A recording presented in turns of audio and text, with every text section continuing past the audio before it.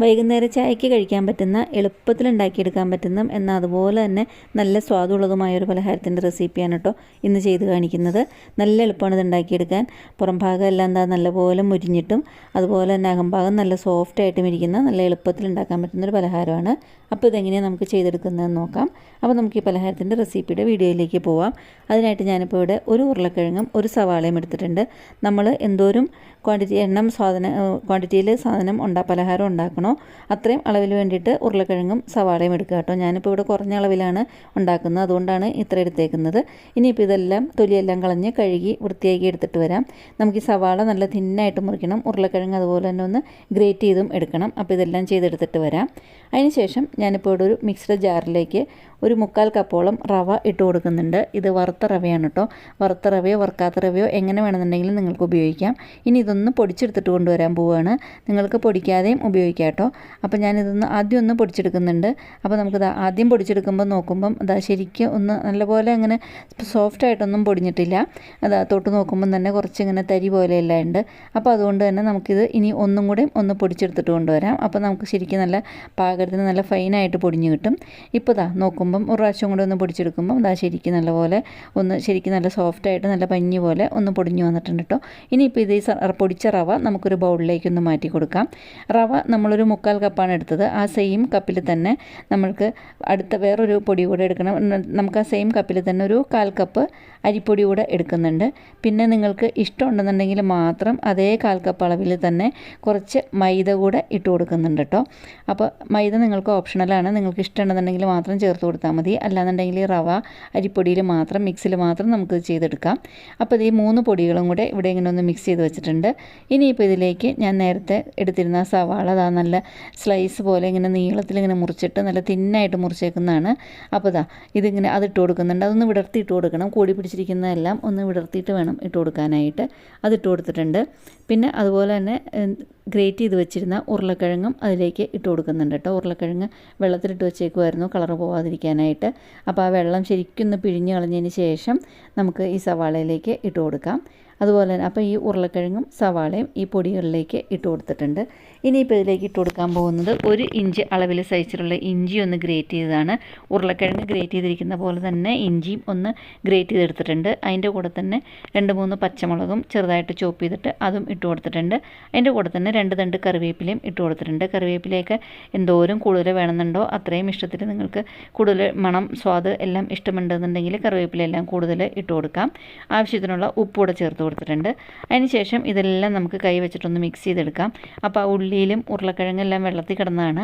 അപ്പോൾ ആ വെള്ളമയം എല്ലാം വെച്ചിട്ട് ശരിക്കും ഇതൊന്ന് കൂട്ടിപ്പിടിച്ചെടുക്കാൻ പറ്റും. പിന്നെ നിങ്ങൾക്ക് ആവശ്യമുണ്ടെന്നുണ്ടെങ്കിൽ മാത്രം വെള്ളം ഒന്ന് ചേർത്ത് കൊടുത്താൽ മതി. ഇപ്പോൾ ആ കപ്പിൽ ഒരു 1/4 കപ്പോളം വെള്ളം ഞാൻ ചേർത്ത് കൊടുക്കുന്നുണ്ട്. അതിനുശേഷം ശരിക്കും ഇതൊന്ന് കുഴച്ച് ഉരുട്ടിയെടുക്കണം. ഇത് റവ ആയതുകൊണ്ട് തന്നെ വെള്ളം കുറച്ച് കൂടുതൽ ഒഴിച്ചു കൊടുക്കണം കേട്ടോ. എന്താണെന്ന് വെച്ചാൽ കുറച്ച് സമയം ഇരിക്കുമ്പം വല്ലാതെ കട്ടിയാവും. അപ്പോൾ ഇത് കുറച്ച് സമയം കഴിയുമ്പോഴും നമ്മുടെ ചപ്പാത്തി മാവിൻ്റെ പരുവത്തിൽ ആയി കിട്ടണം എന്നുണ്ടെങ്കിൽ നമ്മൾ കുഴയ്ക്കുന്ന സമയത്ത് വെള്ളം കുറച്ചൊന്ന് ലൂസാക്കിയിട്ട് ഈ മാവ് ഇതൊന്ന് കുറച്ച് ലൂസാക്കിയത് ഇതുപോലെ ഇങ്ങനെ കൈ വെച്ചിട്ട് ഇങ്ങനെ ഇതാക്കുമ്പോൾ ഇതുപോലെ ഇങ്ങനെ ആയി വരാൻ പാകത്തിനൊന്ന് കുഴച്ചെടുക്കണം. വെള്ളം കുറച്ച് കൂട്ടിയിട്ടിട്ട് കുഴച്ചെടുക്കുമ്പോൾ മാത്രമേ ഒരു 10 മിനിറ്റ് ഇരുന്ന് കഴിയുമ്പം അത് ശരിക്കും ചപ്പാത്തി മാവിൻ്റെ പരുവത്തിൽ ആയി കിട്ടുള്ളൂ. അപ്പോൾ വെള്ളം കുറച്ച് കൂടുതൽ ആക്കിയിട്ട് കൊടുത്തിട്ട് ഇതുപോലെ ഇങ്ങനെ ഒന്ന് കുഴച്ച് എടുത്തിട്ടുണ്ട്. ഇനി ഇതൊരു 10 മിനിറ്റ് ഇതെല്ലാം ശരിക്കും ഇഞ്ചിയുടെ ടേസ്റ്റ് ഉപ്പിൻ്റെ ടേസ്റ്റ് മുളക് എല്ലാം ശരിക്കും ഒന്ന് പിടിക്കാനായിട്ട് ഇതൊന്ന് ഒരു 10 മിനിറ്റോളം ഇതൊന്ന് സെറ്റാവാനായിട്ട് കുറച്ച് സമയം ഇതൊന്ന് അടച്ചു വെച്ച് കൊടുക്കാൻ പോവുകയാണ് കേട്ടോ. അപ്പോൾ ഇതിവിടെ അടച്ചു വെച്ചിട്ടുണ്ട്. 10 മിനിറ്റ് കഴിഞ്ഞ് കഴിയുമ്പം നമുക്ക് തുറന്ന് നോക്കാം. 10 മിനിറ്റ് കഴിഞ്ഞപ്പം തുറക്കുമ്പം ശരിക്കും ഇത് ചപ്പാത്തി മാവിൻ്റെ പരുവത്തിൽ ആയി കിട്ടിയിട്ടുണ്ട്. ശരിക്കും നല്ല സോഫ്റ്റായിട്ടുള്ള ചപ്പാത്തി മാവിൻ്റെ പരുവത്തിൽ ആയി കിട്ടിയിട്ടുണ്ട്.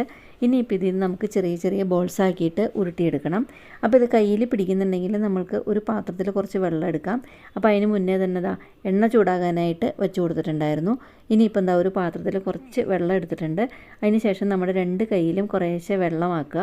അപ്പോൾ എന്താണെന്ന് വെച്ചാൽ ഇത് ഉരുട്ടുന്ന സമയത്ത് കയ്യിൽ പിടിക്കാതിരിക്കാനായിട്ടാണ്. അതിന് ശേഷം ചെറിയ ചെറിയ ബോൾസ് ആക്കിയിട്ട് ഇതുപോലെ ഇങ്ങനെ ഒന്ന് ഉരുട്ടിയെടുക്കണം. അതുപോലെ നല്ല ഷേപ്പിൽ നിങ്ങൾക്ക് ഇഷ്ടമുള്ള ഷേപ്പിൽ ഉരുട്ടിയെടുക്കാം കേട്ടോ. ഞാനിപ്പോൾ ഇവിടെ ഒരു നെല്ലിക്ക അല്ലെങ്കിൽ ചെറുനാരങ്ങയുടെ വലുപ്പത്തിലാണ് ഉരുട്ടിയെടുക്കുന്നത്. അപ്പോൾ ഇതിങ്ങനെ ഉരുട്ടിയെടുത്ത് കഴിഞ്ഞതിന് ശേഷം നമുക്കിതൊരു പ്ലേറ്റിലേക്കൊന്ന് മാറ്റി വെച്ച് കൊടുക്കണം. അപ്പോൾ ഇതുപോലെ എല്ലാ ബോൾസും ഇങ്ങനെ നമുക്കിതൊന്ന് ഉരുട്ടിയെടുത്ത് കഴിഞ്ഞിട്ട് പ്ലേറ്റിലേക്കൊന്ന് മാറ്റി വെച്ച് കൊടുക്കാം. മീഡിയം ഫ്ലെയിമിലിട്ടിട്ട് വേണം കേട്ടോ വറുത്തെടുക്കാനായിട്ട്. മാക്സിമം ഫ്ലെയിമിൽ വെച്ചിട്ട് വറുത്താൽ അത് കരിഞ്ഞു പോകും. അപ്പോൾ പുറം ഭാഗം എല്ലാം വല്ലാതെ ഡാർക്ക് കളറാവും, ഉൾഭാഗമൊന്നും ഒട്ടും വെന്തൊന്നും വരില്ല. അപ്പോൾ അതുകൊണ്ട് തന്നെ മീഡിയം ഫ്ലെയിമിൽ എണ്ണ നല്ലപോലെ ചൂടായി കഴിയുമ്പം ഫ്ലെയിം കുറച്ച് വെച്ചിട്ട് മീഡിയം ഫ്ലെയിമിൽ വെച്ചിട്ട് വേണം ഇതൊന്ന് വറുത്തെടുക്കാനായിട്ട്. അപ്പോൾ അതാ നമ്മൾ കുറച്ച് ഒരു 4-5 ബോൾ ഇവിടെ ഇങ്ങനെ ഉരുട്ടി എടുത്തു കഴിഞ്ഞതിന് ശേഷമാണ് ഒന്നിച്ചിട്ടിട്ടാണ് വറുത്തെടുക്കുന്നത്. അപ്പോൾ അതായത് ഇതുപോലെ ഇത്രയും നമ്മൾക്ക് ഫസ്റ്റ് സെറ്റിലേക്കുള്ള ബോൾസ് ഇതെല്ലാം ഉരുട്ടി ഞാൻ ഇവിടെ ഷേപ്പാക്കി എടുക്കുന്നുണ്ട്. ഉരുണ്ട ഷേപ്പല്ല, നിങ്ങൾക്ക് ഇഷ്ടമുള്ള ഷേപ്പ് വേണമെന്നുണ്ടെങ്കിൽ അതുപോലെ ഇങ്ങനെ, ഇപ്പോൾ ഏറ്റവും എളുപ്പമുള്ള ഷേപ്പ് റൗണ്ട് ഷേപ്പാണല്ലോ, അതുകൊണ്ട് അതുപോലെ ഇങ്ങനെ ഉരുട്ടിയെടുത്തിട്ടുണ്ട്. അതിന് ശേഷം ഞാനിപ്പോൾ അവിടെ ഇങ്ങനെ ചൂടായിരിക്കുന്ന എണ്ണയിലേക്ക് ഇത് ഇട്ട് കൊടുക്കാൻ പോവുകയാണ്. എണ്ണ നല്ലപോലെ ചൂടായിട്ടുണ്ട്. നേരത്തെ പറഞ്ഞ പോലെ തന്നെ ചൂട് കുറച്ച് വെച്ച് കഴിഞ്ഞതിന് ശേഷം നമുക്കിത് ഓരോന്ന് ഇട്ട് കൊടുക്കാം. ഒട്ടിപ്പിടിക്കാതിരിക്കാൻ നോക്കണം. അതുകൊണ്ട് തന്നെ ഒരെണ്ണം ഇട്ട് കൊടുത്തു കഴിഞ്ഞിട്ട് കുറച്ച് സമയം കഴിഞ്ഞിട്ട് വേണം അടുത്തത് ഇട്ട് കൊടുക്കാനായിട്ട്. ഇതാ കുറച്ച് സമയം ഇട്ട് കഴിഞ്ഞിട്ട് കുറച്ച് സമയം ഇങ്ങനെ അനക്കാതെ വെച്ചുകൊണ്ടിരിക്കണം. അതിന് ശേഷം വേണം ഇതൊന്ന് തിരിച്ചും മറിച്ചും ഇട്ട് കൊടുത്തിട്ട് ഒന്ന് വറുത്തെടുക്കാനായിട്ട്. ഇതാ ഒരു 2-3 മിനിറ്റിൽ ശരിക്കും ഇതിങ്ങനെ കളർ മാറി കിട്ടും. പുറം ഭാഗം എല്ലാം കളർ മാറുന്നതിൻ്റെ കൂടെ തന്നെ ഉൾഭാഗം ശരിക്കൊന്ന് വെന്തും കിട്ടും. ഇപ്പോൾ ഇതാ ഫസ്റ്റ് സെറ്റ് ഇവിടെ ആയിട്ടുണ്ട്. ഞാനിപ്പോൾ ഇവിടെ ഇതൊരു അരിപ്പ പോലെ ഒരു പാത്രം വെച്ചിട്ട് ഇതൊന്ന് കോരിയെടുക്കുകയാണ്. നമുക്ക് എണ്ണയെല്ലാം കളഞ്ഞെടുത്ത് കഴിഞ്ഞിട്ട് ശരിക്ക് ഇതൊന്ന് വറുത്ത് മാറ്റി എടുത്താൽ ഒരു പ്ലേറ്റിലേക്ക് ഒന്ന് മാറ്റി കൊടുക്കാം. അത് നല്ല ഭംഗിയുണ്ട് കാണാനായിട്ട്. കാണാനുള്ള ഭംഗി പോലെ തന്നെ കഴിക്കാനും നല്ല ടേസ്റ്റാണ് കേട്ടോ. ചൂട് ചായയുടെ കാപ്പിയുടെ എല്ലാം കൂടെ കഴിക്കാനായിട്ട് നല്ല ടേസ്റ്റി ആയിട്ടുള്ളൊരു പലഹാരമാണ്. അതുപോലെ തന്നെ എളുപ്പമാണ് ഉണ്ടാക്കിയെടുക്കാനായിട്ടും. അപ്പോൾ ഈ ചായ പലഹാരം നിങ്ങൾക്ക് ഇഷ്ടപ്പെട്ടു എന്ന് കരുതുന്നു. ഇഷ്ടപ്പെട്ടിട്ടുണ്ടെങ്കിൽ ഇതുപോലെ ഒന്ന് ഉണ്ടാക്കി നോക്കിയിട്ട് അഭിപ്രായങ്ങൾ അറിയിക്കുക കേട്ടോ. റെസിപ്പി ഇഷ്ടപ്പെട്ടവർ ഫ്രണ്ട്സിനും റിലേറ്റീവ്സിനും ഒക്കെ ഇതൊന്ന് ഷെയർ ചെയ്ത് കൊടുക്കുക. അതുപോലെ എൻ്റെ റെസിപ്പി കാണുന്നവർ ചാനൽ സബ്സ്ക്രൈബ് ചെയ്യാത്തവരുണ്ടെന്നുണ്ടെങ്കിൽ എൻ്റെ ചാനലൊന്ന് സബ്സ്ക്രൈബ് ചെയ്ത് സപ്പോർട്ട് ചെയ്യുക. അടുത്തുള്ള ബെല്ലൈക്കൺ പ്രസ് ചെയ്ത് അതിൽ ഓൾ എന്നുള്ള ഓപ്ഷൻ ക്ലിക്ക് ചെയ്താൽ ഞാനിതുപോലെ വീഡിയോസ് ഇടുമ്പം അപ്പോൾ തന്നെ നിങ്ങൾക്ക് നോട്ടിഫിക്കേഷൻ വരുന്നതായിരിക്കും. അപ്പോൾ എന്നും പറയുന്ന പോലെ ഈസി ആയിട്ടും ടേസ്റ്റി ആയിട്ടും വെറൈറ്റി ആയിട്ടുള്ള വേറൊരു റെസിപ്പിയായിട്ട് ഉടനെ കാണുന്നവരേക്കും താങ്ക് യു.